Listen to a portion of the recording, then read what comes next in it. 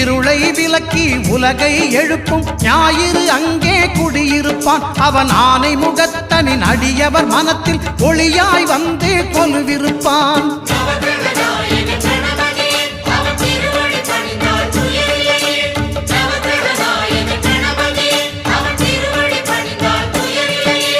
ஒன்பது கோளும் ஒன்றாய் காண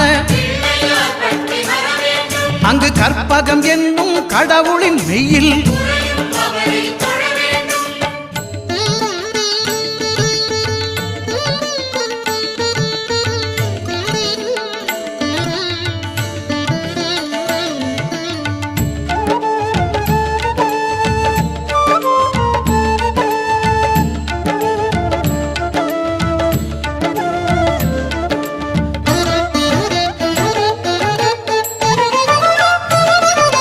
திங்கள் பகவான் திருமுகம் காண